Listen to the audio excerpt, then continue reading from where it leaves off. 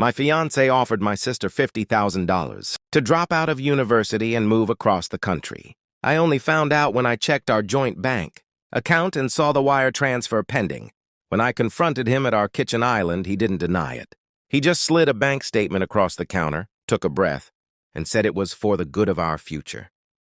I was so sickened that I packed a bag and left right then.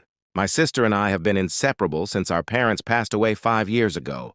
She's only 20 and working 2 jobs to put herself through nursing school. So when I called her crying from my car, asking how she could take a bribe from my fiancé to abandon me, her response sent a chill straight down my spine. She started sobbing and said, "I didn't take a single cent from him. He threatened me. You need to go into his home office desk right now while he's at work." I drove straight back to the house. My hands were shaking so badly I could barely turn the key. I searched his office until I found a thick, sealed manila envelope hidden under the lining of his leather briefcase. Inside that envelope wasn't business paperwork.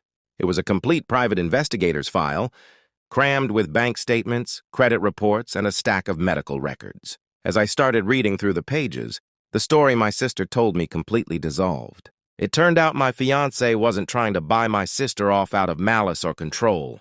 The investigation revealed that for the past 3 years, my sister had been secretly using my social security number and identity to pull out massive personal loans and credit cards, accumulating over $100,000 in debt under my name.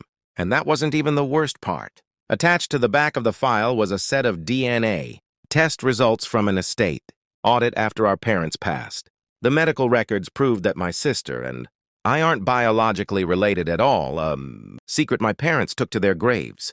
My fiancé found out when our mortgage application for our first house was flagged for identity fraud.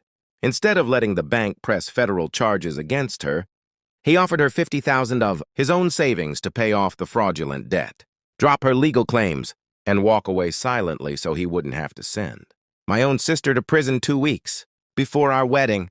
When my fiancé walked through the front door an hour later, he found me standing in his office holding the open folder. He looked at me with tears in his eyes and said, "I only kept it from you because I knew the truth would destroy you." Now I'm sitting here looking at a broken engagement ring on one hand and a fraud report on the other. My fiancé went behind my back and kept a life-altering secret from me. But my sister stole my entire financial future and lied to my face for years.